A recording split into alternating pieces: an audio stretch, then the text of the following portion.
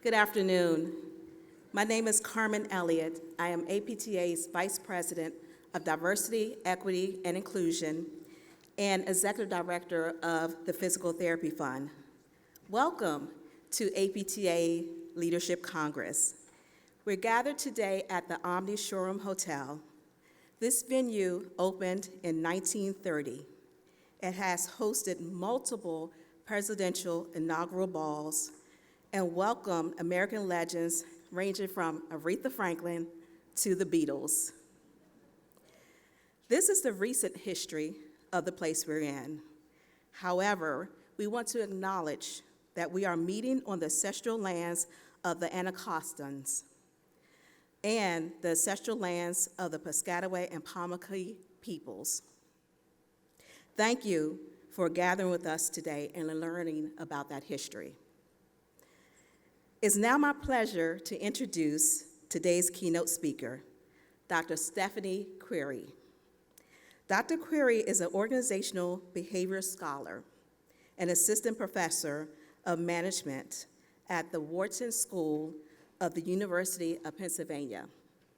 She is a 4-time winner of the Wharton Teacher Excellence Award, and she is the person responsible for developing Wharton's first ever courses in diversity, equity, and inclusion. Today, she's going to talk to us about the intersection of DEI and leadership. After her remarks, we will engage in Q&A, and there will be an opportunity for the audience to ask questions. Please join us in welcoming Dr. Stephanie Creary.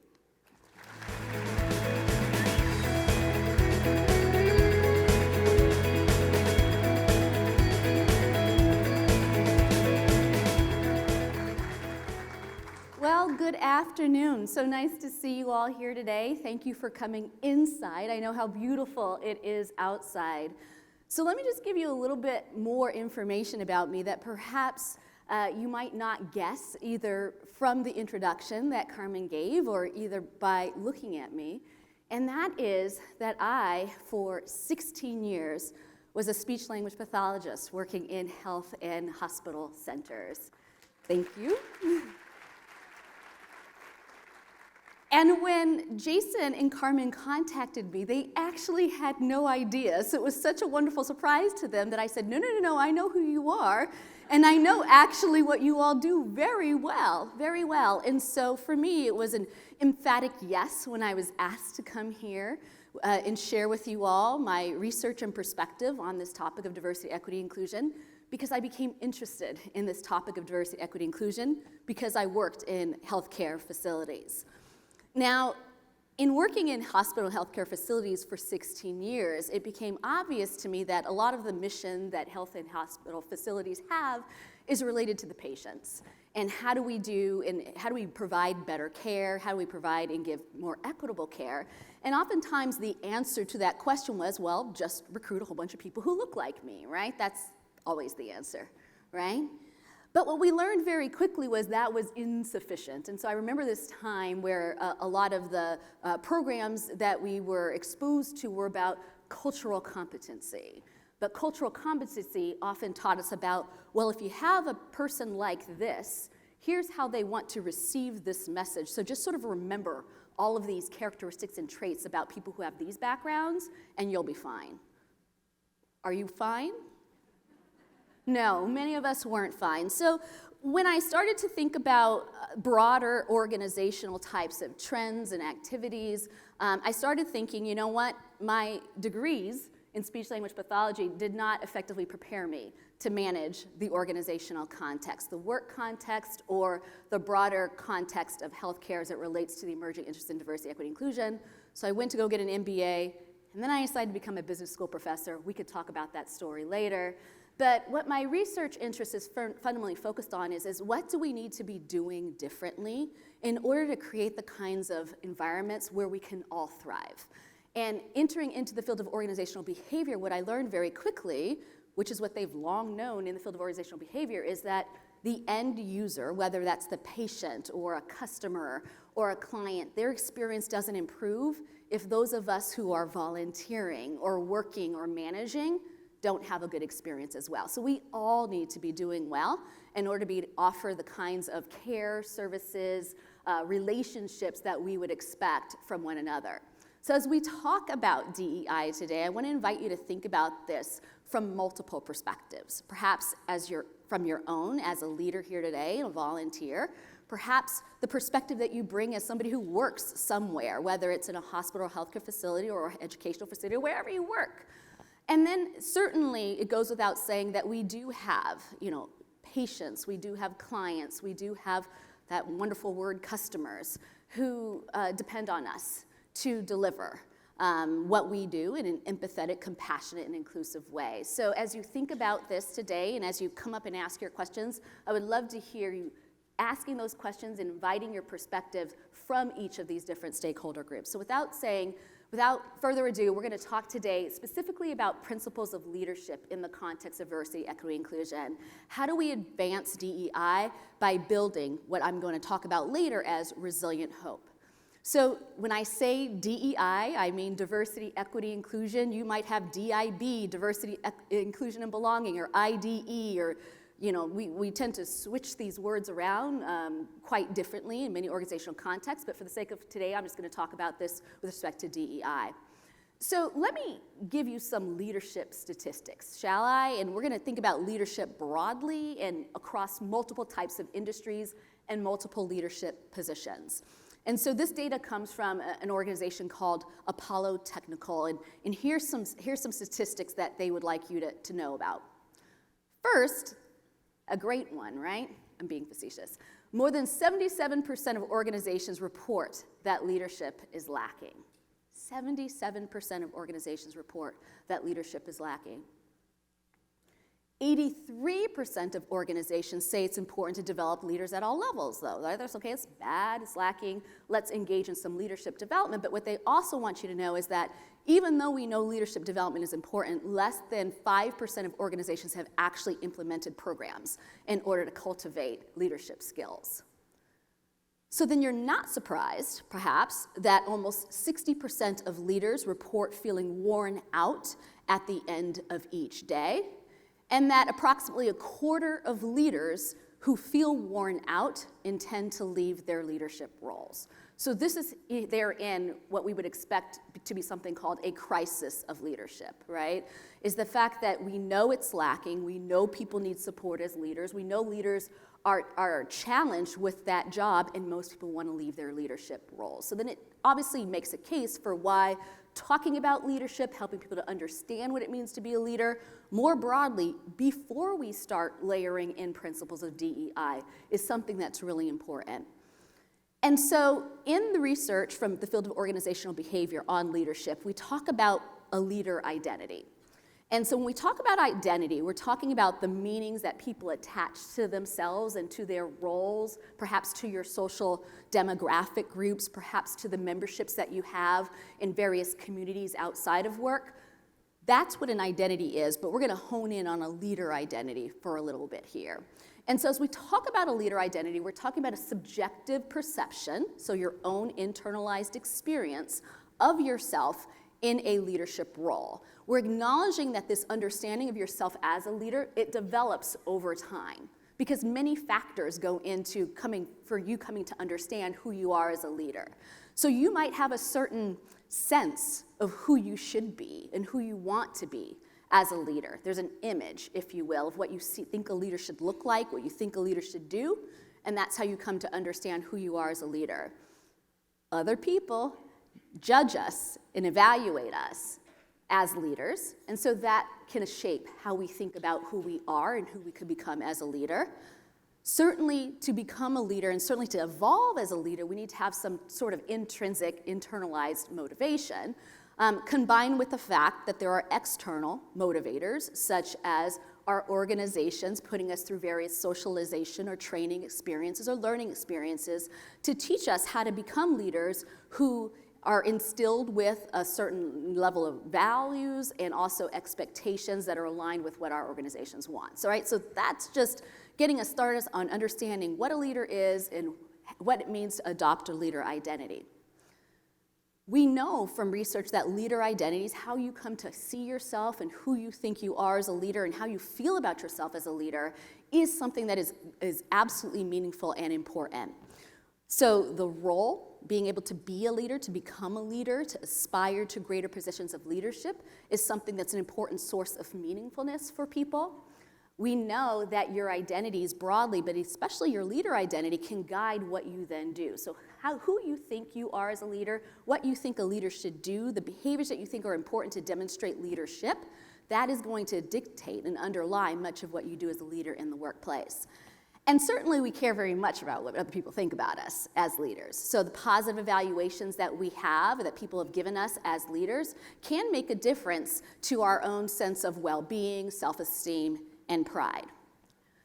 So let's now include diversity, equity, inclusion in this thesis that I'm sharing with you around what leadership is, what a leader identity is, and what desired leader behaviors are in the workplace. And certainly you all know better than I that this organization, APTA, has committed and has engaged in a lot of initiatives and efforts in order to help you all as leaders to understand how diversity, equity, and inclusion work is a fundamental part of what it means to execute good leadership skills. And so perhaps you've seen this. This is from your strategic plan. So we have what your mission is: build a community that advances the profession of physical therapy to improve the health of society. We have vision for the physical therapy profession, transforming society by optimizing movement to improve the human experience. And then we have commitment to diversity, equity, and inclusion. And the commitment to diversity, equity, and inclusion says that APTA is committed to increasing diversity, equity, and inclusion in the association, profession, and society. So it's right up there as part of the strategic plan, but it's right up there next to the mission and the vision for the association and for you all in the roles that you have, in addition to the other roles that you may play in the association outside of this one here today. So we know that one of the expectations for you all is that DEI leadership, diversity, equity, and inclusion leadership values, become an increasingly a core part of your identities as leaders. And we know that for so many of you here, this is something that you aspire to have as part of your identity, is at the core meanings and behaviors and values and associations around diversity, equity, and inclusion. But what does that look like as I now start to say all this? So what it means to make DEI leadership a core part of your leader identity is that you focus on creating organizational cultures where people can effectively incorporate different aspects of themselves, especially the aspects of themselves that they find deeply meaningful, personally and professionally, in ways that do support their own needs to be known and understood, and certainly in ways that also support the goals and the objectives that organizations are trying to accomplish when it comes to diversity, equity, and inclusion. DEI leadership also means implementing practices and policies at a high level, but certainly interpersonal practices and behaviors that can enable those types of inclusive cultural outcomes. And finally, this is the part where we're going to sort of spend a little time on, is my next slide will say DEI leadership is hard, but before I say that, I will say it's so important to foster and sustain DEI work even when that is challenging. And for so many of us who've done this work, maybe we just started, or we've been doing it for a long time, we can attest to the fact that it is really, really hard work to try to achieve any of these objectives that we've already started to think about here today. DEI leadership is hard. So if you remember anything from today, besides what I'm going to teach you around some things that you can do to make it feel much more rewarding, but also to continue to motivate you to engage in this work, is remember it is hard. It's not meant to be easy. It involves effective change management skills. It involves, helping people to understand that while we did it this way for so many years, today is a different year, so we need to do things a little bit differently if we're to evolve as an association and as a community. But it's hard. And as I think about this, and as I've thought about this quite frequently, I've started to use this metaphor of a signal. So I want you to think about this as DEI signals or as DEI leadership signals. And I'm going to invite you to think about 3 different, if you will, types of leaders with respect to how they tend to engage in DEI work. And we'll talk about these individuals as greens, as yellows, and as reds. And so I'm going to invite you to think about where you might fit, because at the end of this there's a poll where I'm going to ask you anonymously to help us to understand if you see yourself more as a green, a yellow, or a red on this broad topic of DEI engagement with respect to your leadership role. Sound good? All right. So when we talk about greens, I like to think about greens in two forms. First, there are the greens who are the experienced champions of DEI. I like to think of these as people who have a high-level understanding of various DEI topics. They're committed, they're in. The minute you say we've got a DEI committee, they're like, I'm in and I want to run it, right? That's what an experienced champion is. They're extremely passionate about this topic. It's probably something that they volunteer to do in all aspects of their lives. So it's not just probably here at the APTA. They might have done this at work in college. They might do this in like their church or their faith community. They might do this for their kids' little league team. But these are people who are just extremely passionate about this topic. There's actually another group of people in this group of greens, and these are people who probably don't have all that experience. We would call them newcomers, but they are equally passionate about this topic, and they are eager to learn, and they're eager to see how we can take APTA's strategic plan and help it come to fruition. And so these are people who've perhaps started to engage in DEI work, maybe being part of the APTA DEI committee is their first foray into this work.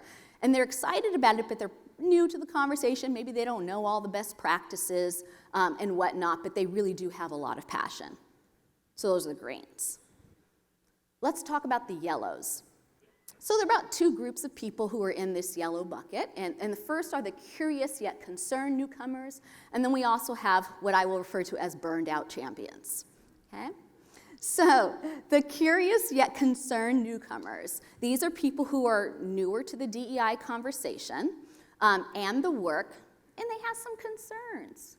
They see the advantages, the potential benefits from creating practices and policies and initiatives focused on diversity, equity, inclusion, but they're a little bit concerned about the risks and the challenges. They might see that we've tried this before and there was some backlash or people were upset, and so they feel a little reticent or reluctant to push any further, right? But they think, in general, that ideologically it might be a good thing for us to engage in. Then we have the burned out champions. They used to be green.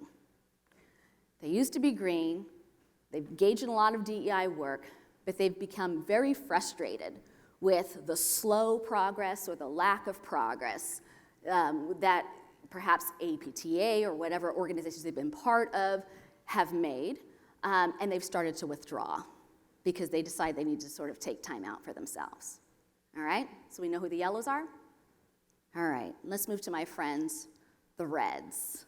All right, so there are two groups of reds. It took me a long time to understand this red group as being two distinct groups. And I think it's important that we think about the red group as being two distinct groups. There are reds who are reluctant, and there are reds who are resistant. And they're not the same group of people, and they require different strategies in order to help them incorporate DEI work as part of their leadership responsibilities. But for the most part, both groups of reds are beginners. They have not had the opportunity to spend too much time invested in DEI work because they've largely left themselves out of this work. They have not dived into the work with the same level of fervor, perhaps, that the greens or some of the yellows have. And so the reluctant beginners these are people who tend to be concerned about the DEI risks and challenges, and they don't know how to contribute, so they often don't. But the key word here is they don't know how to contribute. So it helps you to understand, well, maybe if we actually teach them how to contribute, perhaps they would move out of this red group, right? That's an important thing to think about for a minute. This is different from the resistant beginner. These are people who often see little to no merit in this topic at all. They actively resist engaging in it because they're like not passionate about DEI in general, right? And this is every organization. So I have spent the better part of 15 years working with a variety of organizations. I didn't start off working with healthcare organizations because I've found that many healthcare organizations have been a little bit slower on the uptake around diversity, equity, inclusion work.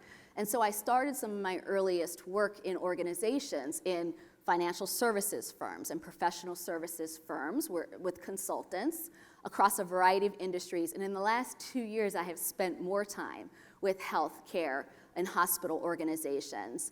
And every time I show this paradigm here and talk about this signal, people nod because it resonates either with their own personal experience or with the experiences they've had with other people in their organizations engaging in this work, okay? So now is your turn. If you could pull out your phones, I promise nobody's going to know which group you put yourself in. I would like you to go to my Poll Everywhere site. So if you go to pollev, you can either do that or the text is the second set of directions. Go to pollev.com/SCREARY424. That's option number 1 if you just go to your browser.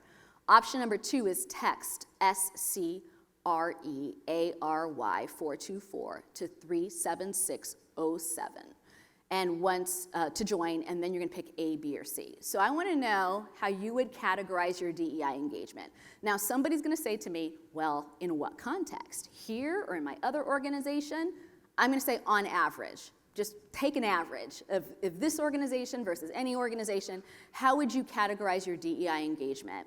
Would you consider yourself a red, a reluctant or resistant beginner, somebody who tends to exhibit more yellow types of signals, curious yet concerned newcomer or burned out champion, or green, experienced champion or engaged newcomer? So I'm gonna give you a little bit more time to make a selection, about another 10 seconds or so, and then we're gonna see what you all chose.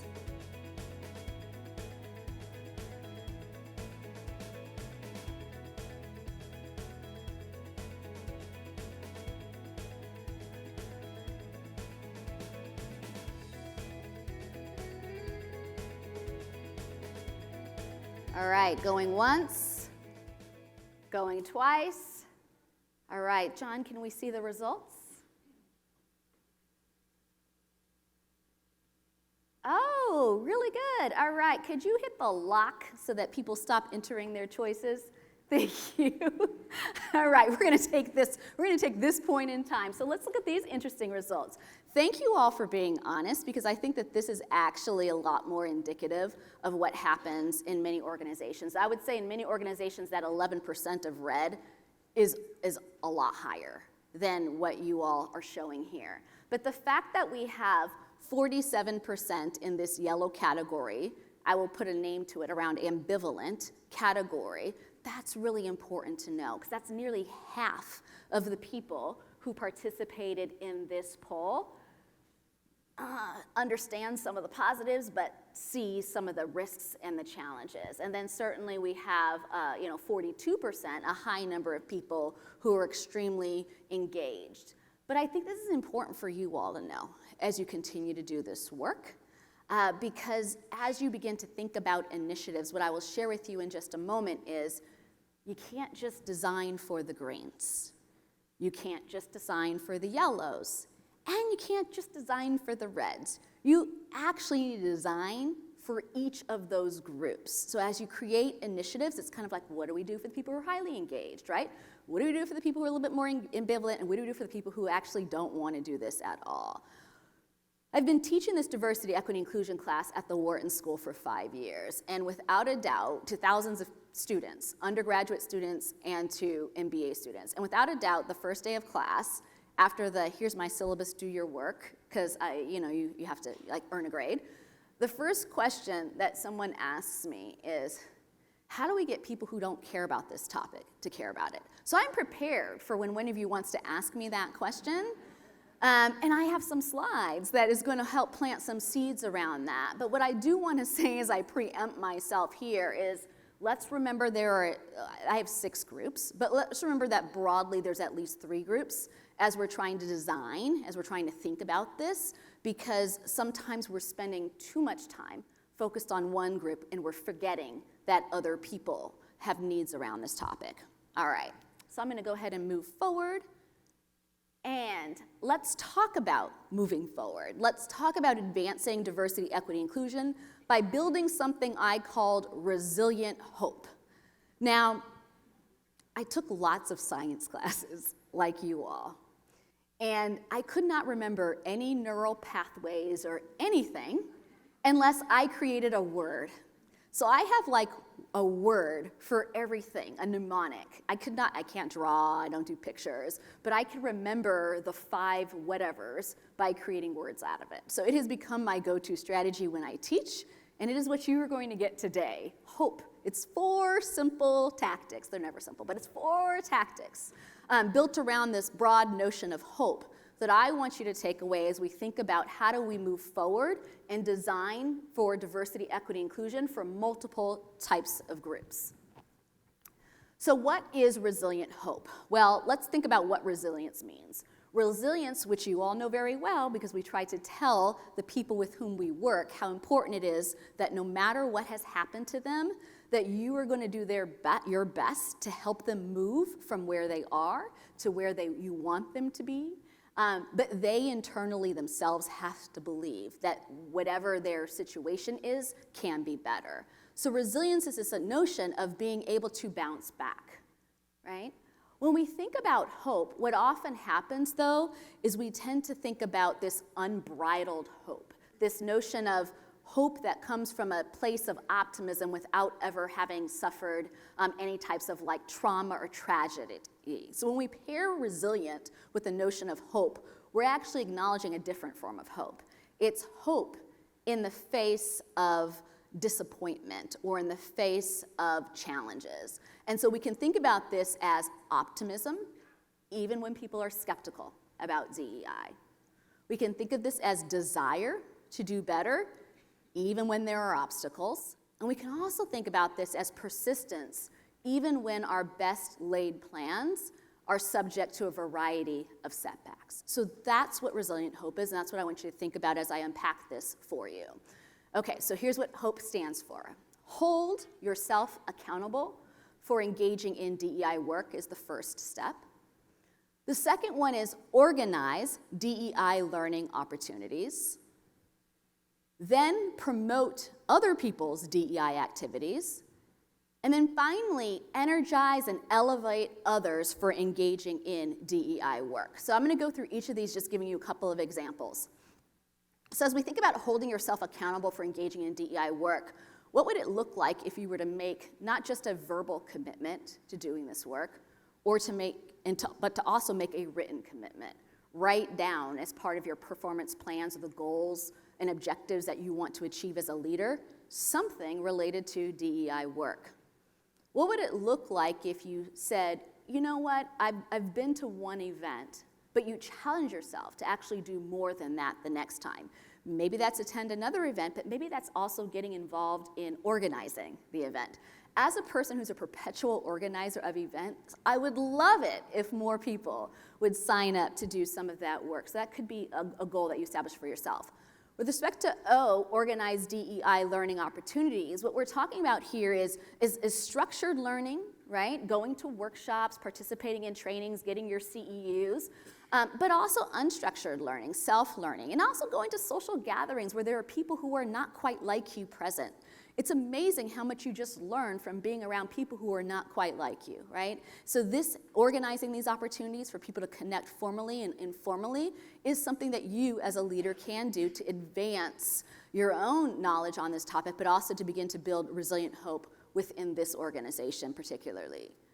Promote DEI activities. So you don't always need to be the organizer. I'm trying to tell myself this because I've gotten to be very good at organizing things. But you can also participate and promote other people's DEI activities. So I am certain, in fact, I know that this organization has a set of internal activities, and hopefully you will hear more about those over the course of your time here, that you should attend and participate in and promote and make other people aware of. The people who have committed their time and their energy to engaging in these things would love for you to do that. There are also a variety of external activities, perhaps by your home organization where you work outside of APTA. Maybe that's something you want to share with your fellow co-leaders because it's open to them and it's something that could benefit from having other people engage in it. And then finally, E. Remember we talked about, so this work is hard, right? Remember the slide, DEI leadership is hard.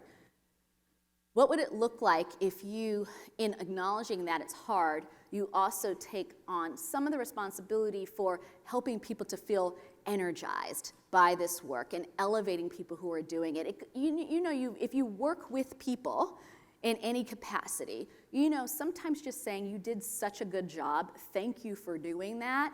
I really appreciate that you offered this because we've never done this before and I think people really enjoyed it.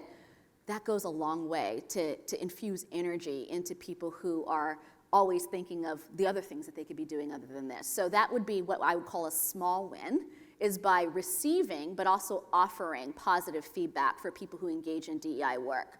Big wins too. We like to meet goals and objectives. I consider those big wins because I know progress is often slow around many of the goals that we set with respect to diversity, equity, inclusion. So celebrating those, giving shout outs when we've met our goals is really important. And then finally, it's really easy to continue to celebrate the greens, the people who are extremely passionate about this work. But you and I know how challenging it is for somebody who might be in the red category, the yellow category, to just show up. And so what would it look like if we started to say, you know what, thank you for showing up here today. It means a lot to us that you came, right? Guess what might happen the next time? They might actually come back. And then you've won, right? Small win, maybe that's a big win depending on what your goals are. So here's my closing charge for you before we move into questions and answers. If you're in the red category, we love to hang on to things, but what would it look like if you challenge yourself to let go of that resistance? Sometimes when I've spoken with reds and we've talked about diversity, equity, inclusion, they've framed this in terms of people are going to win and people are going to lose and I feel like my group is going to lose. What would it look like if we stepped back from that zero-sum mindset and focused on this idea of like this expanded pie, everybody can win, we all can be better mindset? So that's just a question to anybody who feels red right now, is what would it look like to adopt more of a growth mindset as opposed to a fixed mindset on this topic?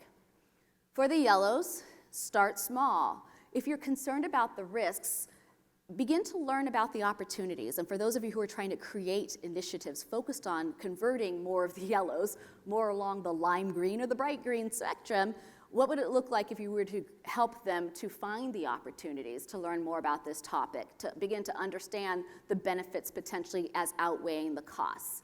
If you're burned out, perhaps a good bit of advice would be invest less time in trying to convince the reds that this is the most brilliant thing that they should be spending their time on, and invest more time in the yellows, people who might be feeling as you feel that there is some good to be achieved here, but we do need to begin to understand how to tackle some of the concerns that people have. And then finally, for those of you who are green, I get the passion. I've had the passion for 25 years that I've been working in various professions, right, including healthcare professions. Some of my greatest learning and what keeps me invested in this is actually not just spending time with more greens. It's actually trying to help the other people in the other categories who enter into this space very differently from one that I have entered into it from, to perhaps see things a little bit differently than they have. And so what would it look like if you're a passionate person to say, you know what, it's fun to spend time around of greens. They give me a lot of energy. They give me a boost. They help me feel like I should keep doing this work. But challenge yourself that you too can feel slightly uncomfortable, and you should, by beginning to teach and work with, and maybe begin to understand a perspective that is not your own a little bit more intently.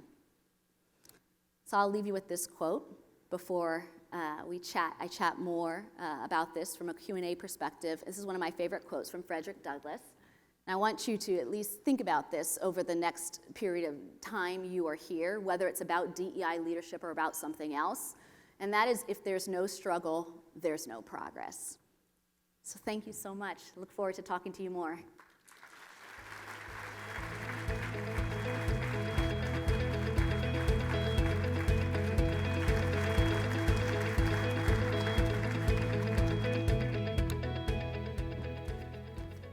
you, Stephanie.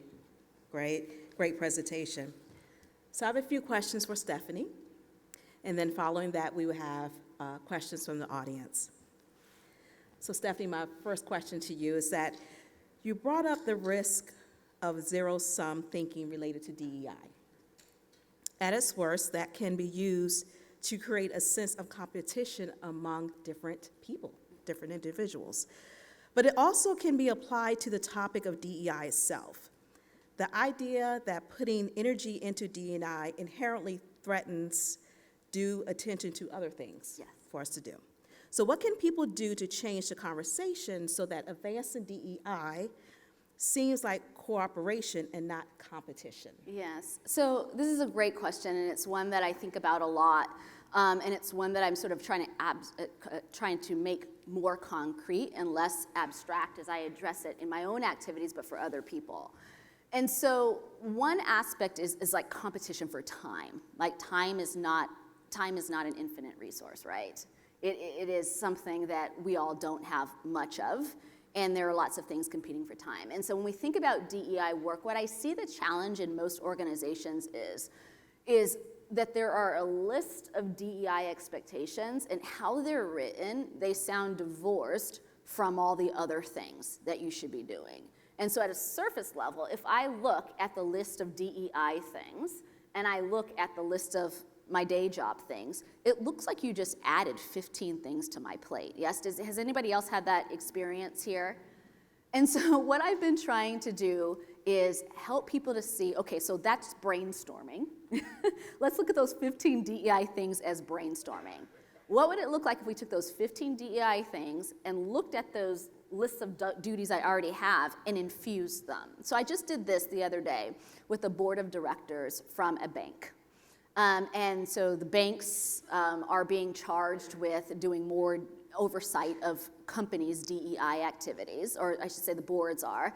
And so they've been told they have to do like these 15 things, and they're not getting done because no one has time for it, but they have to get it done. And so what I did was I sat down and I said, okay, so what do you do on this board?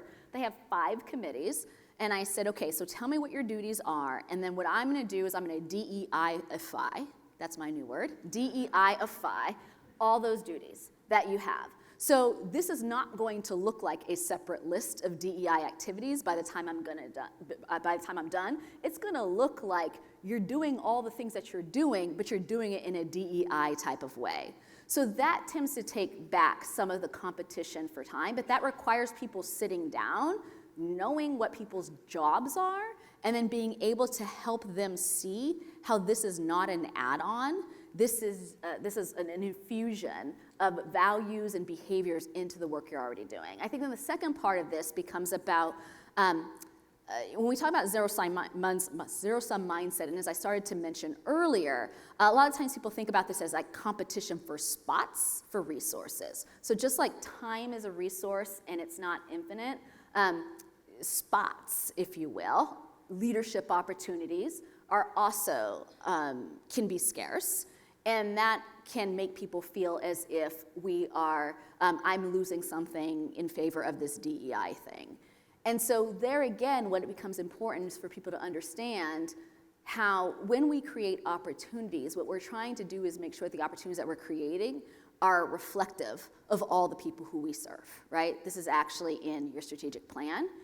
And how if you represent an opportunity, or if you represent some of our stakeholders, so might someone else.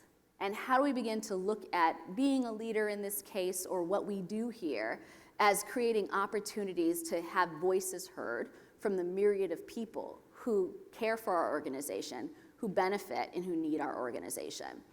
And so I say all this to say, explaining to people what you're trying to accomplish, as opposed to just telling them that you're doing this, can sometimes dampen the zero-sum mindset. But when we just tell people we're going to create diversity and you don't explain what they're doing, people think immediately about their sense of loss. So the languaging around it, the explanation of them, the helping them to understand what it's going to achieve and who we're trying to serve in doing that, and we're trying to allow more people the opportunity to benefit from what it is that we do, that usually becomes really important as well.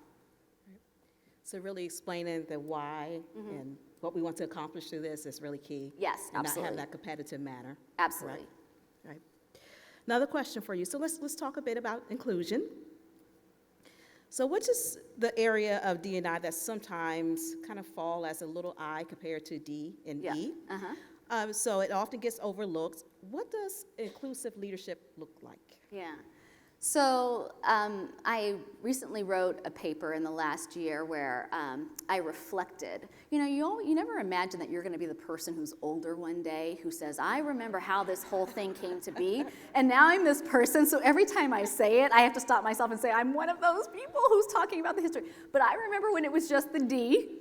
And so I remember when the I came in, and the I came in many organizations so the D, especially in the US context, came about, and perhaps some of you, if you're older as I am, Gen X, so you remember this, that came out in like late 1980s, early 1990s. So diversity became a thing, a terminology that we use to talk about increasing composition and representation of people, late 80s, early 90s. The I came about in around mid-2000s, around 2005 and 2006, because for those of you who were here then, I never want to know who was not here then, but for those of you who were here then, what we experienced was that, okay, so the promise of diversity was supposed to be that people would naturally start connecting with people who were different from them. Who does that, right? So inclusion was this notion of we have to actively engage in behaviors and practices so that people begin to share their different perspectives and integrate them in the workplace, the workflow. So inclusion is about taking the diversity and meaningfully incorporating it and integrating it into the things that we do. Now, where this also has picking up, I think, some meaning is when people talk about sense of inclusion, which I, in my research, refers to as belonging. So a sense of inclusion is this sort of emotional experience of feeling valued, but it's also this emotional experience of feeling like you're part of something, you're connected to a community. So now you want to talk about inclusive leadership. Inclusive leadership is the practice of creating opportunities for more people to contribute and have their voices heard, to integrate the different perspectives that you're hearing in a way that is meaningful. Like, not everything is going to be included because not everything makes sense to be included, but also as a leader to create opportunities wherein people on your team and who you work with feel valued, feel like they can contribute, feel like they are seen and understood, and that they are part of the bigger picture. Hope that helps. It does. Yeah. Thank you for saying that. So when we think about that, we realize sometimes with D&I, systemic barriers often come up. So systemic doesn't mean it's malicious, right? Malicious intent, but in fact, systemic barriers to D&I can be costly because they go unnoticed. So what are some signs that systemic barriers might exist, especially in this work as we continue to evolve in this work? Yeah. So I love words. It's why I became a speech pathologist, and now I am a professor. So let's just go back to the word system, and let's remember what the word system means. Body's a system, yes? Body's a system. One thing falls apart, something else can fall apart, and it all sort of is all interrelated, right? So when we're talking about systemic anything, we're recognizing the interconnectivity and the interdependence of all the parts, right? So if something is not quite working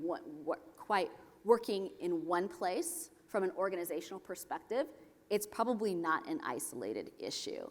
So when we talk about systemic barriers, we're saying it's not just that person is a terrible human. It is not just this is a dysfunctional department.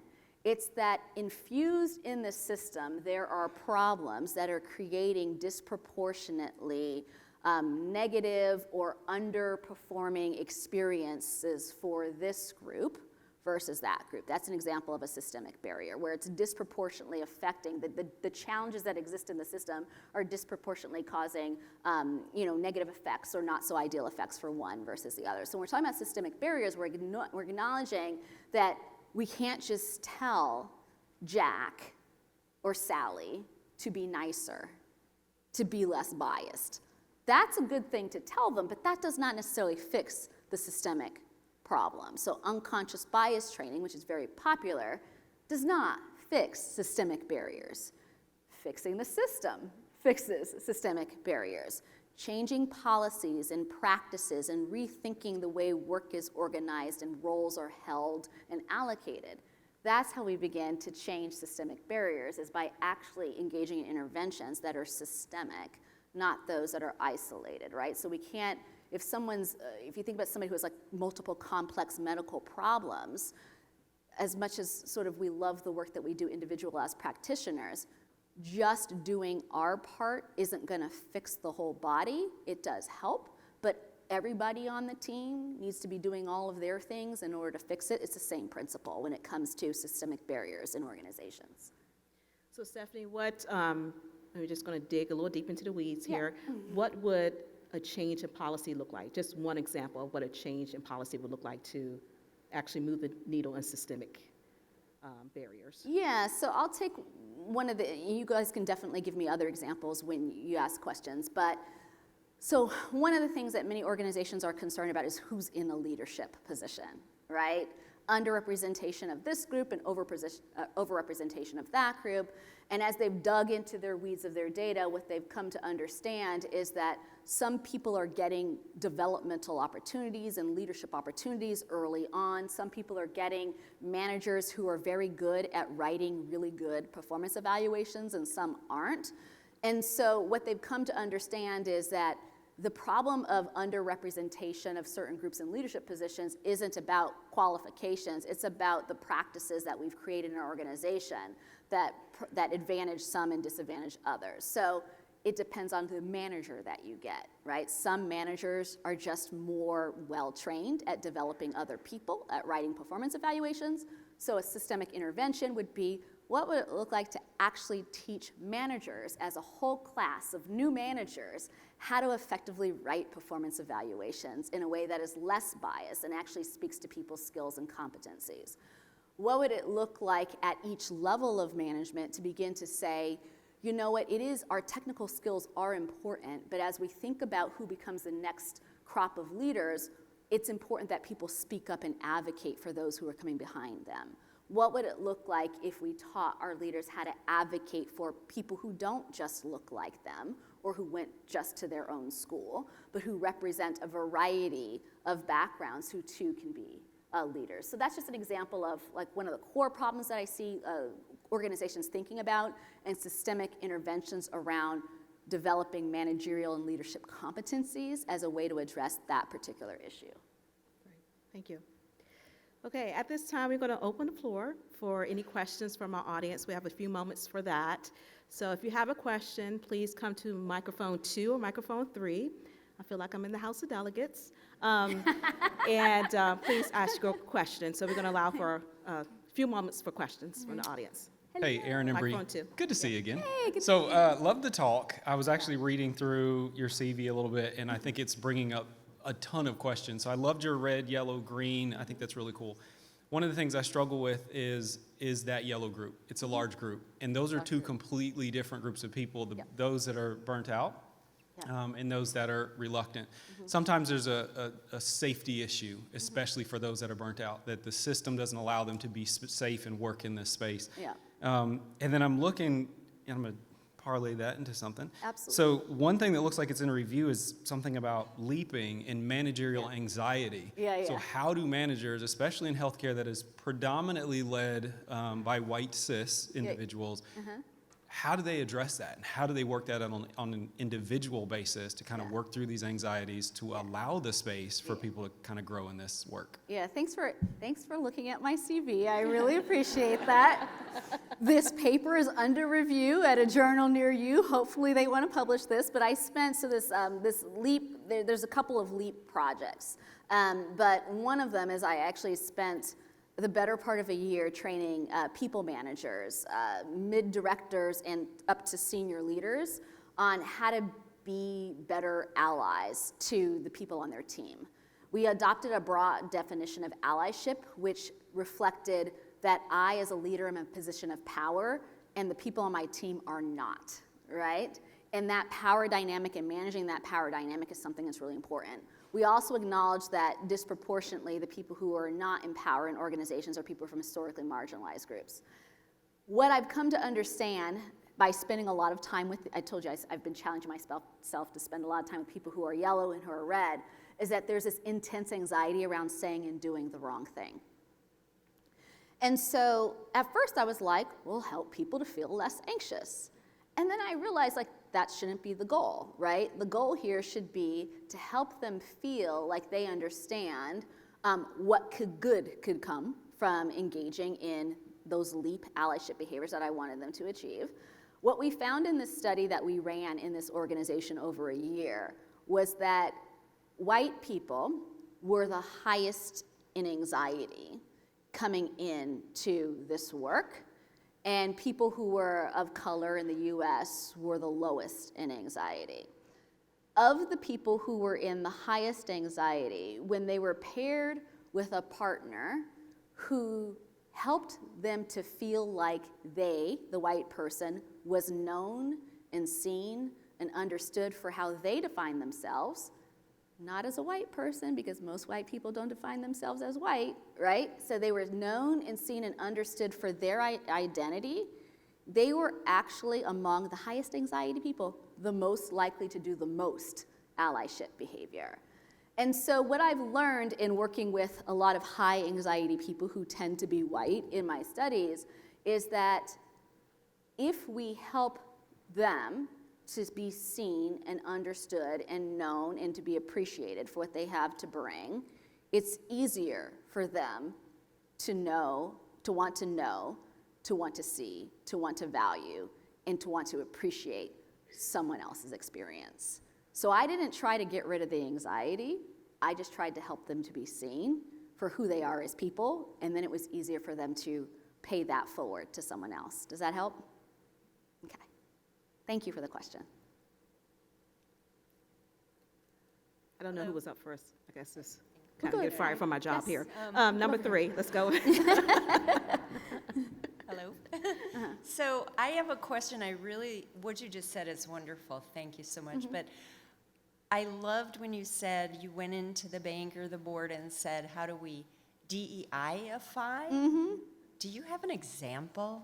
I mean, Yes. just a real general one would help. Yes, so let me give an example. So what we were writing out was they had this thing that was written down around, so boards do a lot of things. They recruit new people, but one of the things that they're supposed to do is they're supposed to oversee the talent programs or the human capital programs that exist in the organization, people practices, right? So this one's, I'll give you the easy one first, then I'll give you the one that looks a little bit more less like people focused, and then we DEI-fied that. So this was just a question of saying, well, okay, if you're talking about talent and human capital, that's like the low-hanging fruit to say for people from a variety of different groups. So just write that down. So I just wrote words after, the committee will actively review the company's strategy around talent management and human capital.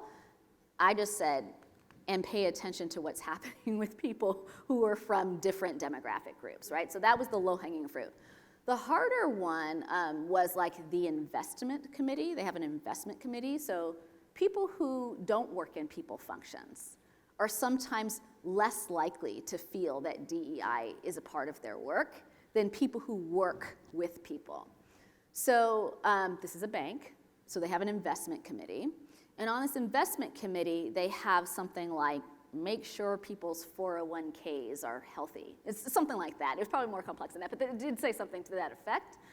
And I said, so what would it look like to ensure that where the firm is investing its 401k money in is in funds that actually are focused on uplifting and helping to improve the capabilities and capacities of people from underrepresented groups. So what I've come to learn is that how bankers invest, they tend to pick the safe places to invest in, and they tend not to invest in women and minority-owned funds.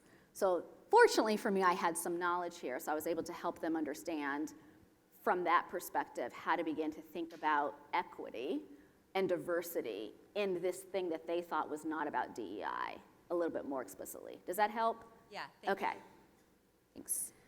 Okay, so we are really coming close to time here. So I see we have 3 people at the microphone, and I want to be respectful of our time, especially since some of us who are heading to the races, you have to catch a bus.